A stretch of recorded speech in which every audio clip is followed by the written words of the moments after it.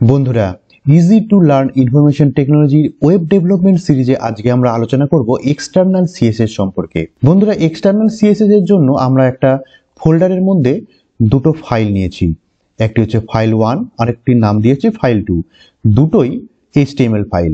এইবার external CSS এর জন্য আরো একটি ফাইল নিব, সেটি হচ্ছে সিএসএস ফাইল। সেই ফাইলটা আমরা কি করে করব? সেই ফাইলটার জন্য আমরা চলে যাব নোটপ্যাডে গিয়ে ক্লিক করলাম। এইখানে গিয়ে আমরা ফাইলটা সেভ করব। ফাইলটাকে সেভ করব কি দিয়ে? সাপোজ একটা নাম দিলাম এক্সটার্নাল, আপনারা যা ইচ্ছা নাম দিতে পারেন। ডট, এইখানে দিব সিএসএস, এটা মনে রাখবেন, ফাইলটার নাম হবে ডট সিএসএস। ওকে, এবার আমি সেভ করব সেই নিউ ফোল্ডারের মধ্যে।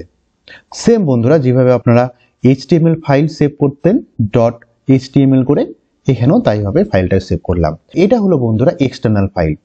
আপনারা লাস্ট ভিডিওতে আপনারা দেখেছেন ইনলাইন এবং ইন্টারনাল সিএসএস সম্পর্কে। বন্ধুরা, ইনলাইন যেমন আমরা একটি ট্যাগের মধ্যে স্টাইল অ্যাট্রিবিউটের মধ্যে আমরা সিএসএস এর প্রপার্টিগুলো লিখতাম, আবার ইন্টারনাল সিএসএস এর ক্ষেত্রে আমরা স্টাইল ট্যাগের মধ্যে প্রপার্টিগুলো লিখতাম। কিন্তু এক্সটার্নালের ক্ষেত্রে সিএসএস ফাইলটা আলাদাই হবে এবং এই সিএসএস ফাইলের সঙ্গে আমি লিঙ্ক করব আমার HTML ফাইলকে।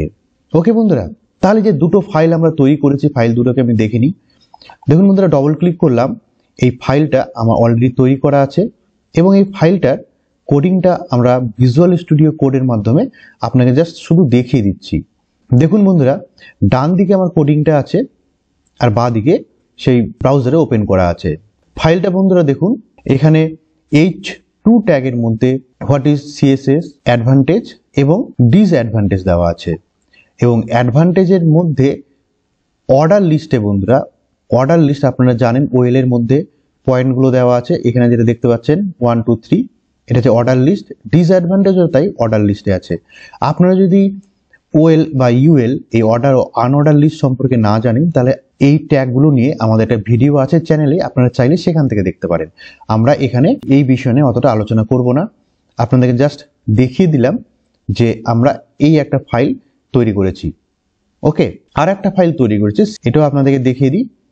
দেখুন দেখুন এটাও ওপেন করলাম, জাস্ট শুধু টাইপস অফ সিএসএস H2 ট্যাগের মধ্যে করলাম আর UL ট্যাগের মধ্যে ইনলাইন, ইন্টারনাল আর এক্সটার্নাল তিনটা টাইপ আমি এখানে করলাম। ওকে, এই দুটো আমরা ফাইল নিয়েছি। ওকে বন্ধুরা, সবার আগে আমরা কি করব? এই ফাইল 1 এর সঙ্গে এক্সটার্নাল সিএসএস এর একটা লিঙ্ক তৈরি করব। ওকে, আমরা কিন্তু এই ফাইল 1 এর মধ্যে আমরা কোনো সিএসএস এর কোনো প্রপার্টি আমরা ইউজ করব না, যা করব এই এক্সটার্নাল সিএসএস এর মধ্যে। এবং কি করব? এই ফাইলের সঙ্গে এই ফাইলটা লিঙ্ক তৈরি করব। তাহলে লিঙ্ক কি করে তৈরি করতে হয় বন্ধুরা? লিঙ্ক তৈরি করার জন্য যে ট্যাগ আমরা ব্যবহার করব সেটা হচ্ছে লিঙ্ক। লিঙ্ক ট্যাগটা লিখব হেডের মধ্যে। ওকে, তাহলে দেখুন এই হেড, এই সেকশনের মধ্যে আমরা লিখলাম লিঙ্ক। লিঙ্ক এর তিনটা অ্যাট্রিবিউট, আমরা বেসিক্যালি তিনটা অ্যাট্রিবিউট আমাদের কাজে লাগে। একটা হচ্ছে রিলেশন মানে REL।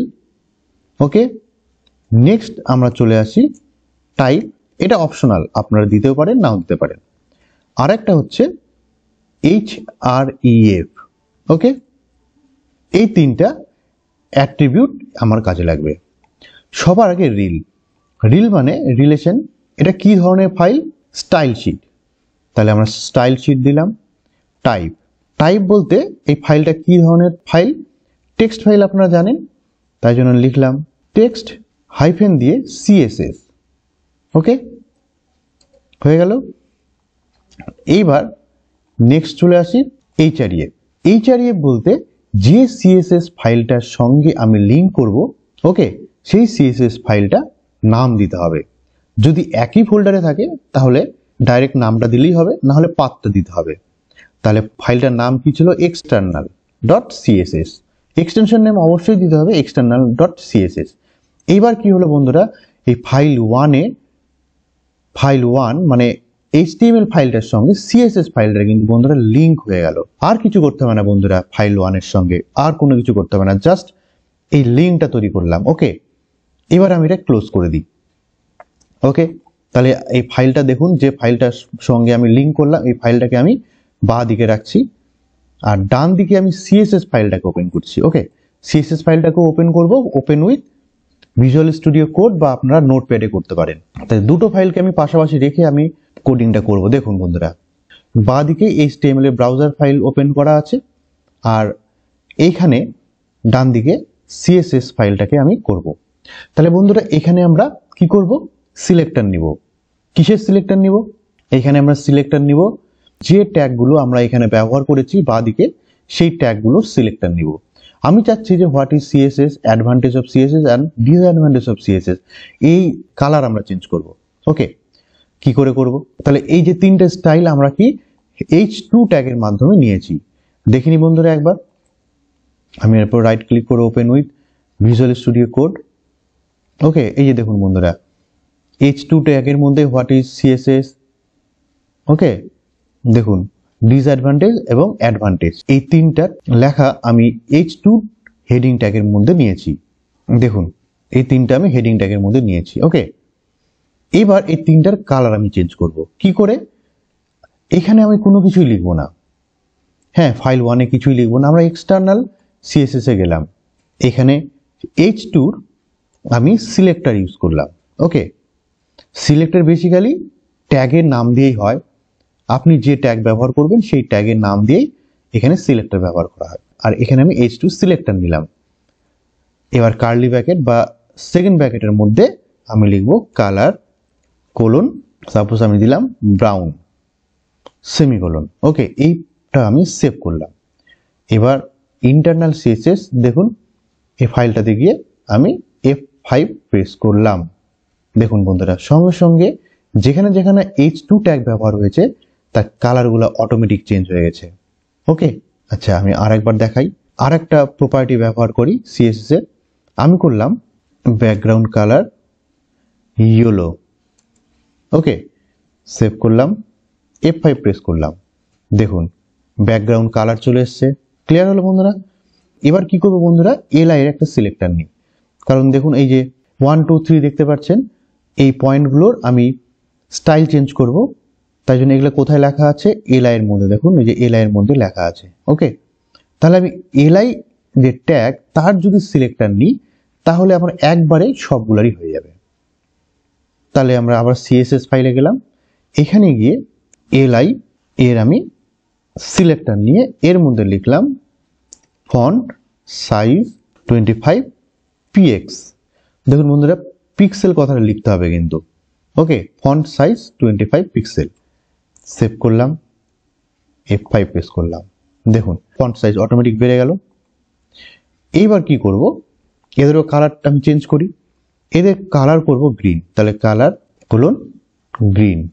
ওকে, সেভ করলাম, F5 প্রেস করলাম। দেখুন এদের কালার গ্রিন হয়ে গেছে।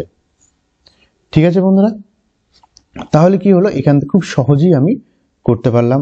এইবার এই একই ফাইল থাকবে, এবার আমি চলে যাব কোথায়, ফাইল 2-এ। ওকে, তাহলে ফাইল 2 ওপেন করছি। দেখুন ফাইল 2-এতে কোনো কিছু কিন্তু চেঞ্জ হয়নি বন্ধুরা। দেখুন ফাইল 2-এ কোনো কিছু চেঞ্জ হয়নি, কারণ ফাইল 2 এর সঙ্গে সিএসএস ফাইলে কোনো লিঙ্কই নেই। ওকে, আমি ফাইল 2টাকে আমি ওপেন করছি ভিজুয়াল স্টুডিও কোডিং এর মধ্যে। দেখুন এখানে কোনো লিঙ্ক নেই। আমি যদি এক্সটার্নাল সিএসএস এই ফাইলটাকে ফাইল 2 এর সঙ্গে লিঙ্ক করি তাহলে কিন্তু এর প্রপার্টিগুলো অটোমেটিক চলে আসবে ফাইল 2 এর মধ্যে। ওকে, তাহলে ফাইল 2টাকে আমি ভিজুয়াল স্টুডিও কোডের মধ্যে ওপেন করলাম।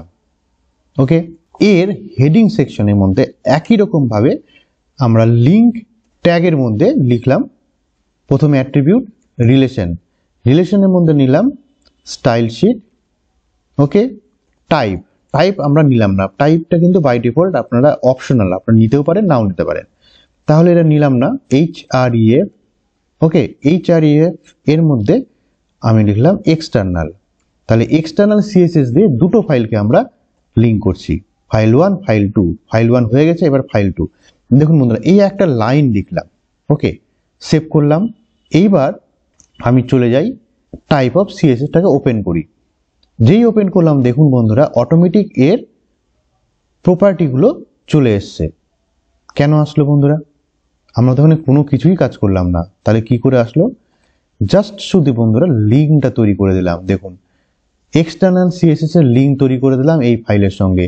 আর এক্সটার্নাল সিএসএস এ কি আছে, H2 সিলেক্টরের মধ্যে কালার আর ব্যাকগ্রাউন্ড কালার আছে। ওকে, আর ফাইল 2 এর মধ্যে কি আছে বন্ধুরা, দেখুন H2 ট্যাগের মধ্যে টাইপস অফ সিএসএস আছে। ওকে, আর এলআই এর মধ্যে ইন্টারনাল, এক্সটার্নাল আর ইনলাইন এই তিনটা ইউএল এর মাধ্যমে লেখা আছে। এবার ফাইল 2 এর মধ্যে দেখুন বন্ধুরা H2 ট্যাগ ব্যবহার করেছি, এলআই ব্যবহার করেছি, আর এক্সটার্নাল এর মধ্যেও H2 সিলেক্টর ব্যবহার করছি, এলআই ব্যবহার করছি। তাহলে যেখানে যেখানে আমি H2 ব্যবহার করব তার প্রপার্টি অটোমেটিক চেঞ্জ হয়ে যাবে। ওকে, তাহলে এক্সটার্নাল সিএসএস এর সুবিধা কি হলো বন্ধুরা, কারণ এক্সটার্নাল সিএসএস একটা ফাইল তৈরি করার পরে তার প্রপার্টিগুলোকে আমরা যতগুলো ইচ্ছা ততগুলো HTML ফাইলের মধ্যে এই প্রপার্টিগুলোকে ডিরাইভ করতে পারি। ওকে বন্ধুরা, একটাই এক্সটার্নাল ফাইল থাকবে, জাস্ট লিঙ্ক করে দেবো, অটোমেটিক তার প্রপার্টিগুলো চলে যাবে সেই ফাইলের মধ্যে। তাই জন্য বন্ধুরা ওয়েব ডেভেলপাররা সবসময় এই এক্সটার্নাল সিএসএস ব্যবহার করে কোনো ওয়েবসাইট তৈরি করতে। এক্ষেত্রে অনেক কম কোডিং লিখতে হয়, প্লাস মেনটেন করার সুবিধা হয়। ওকে, তাহলে আজকের ভিডিওটা এই পর্যন্তই এক্সটার্নাল সিএসএস সম্পর্কে। নেক্সট ভিডিওতে আবারও আসবো, ততক্ষণের জন্য ধন্যবাদ।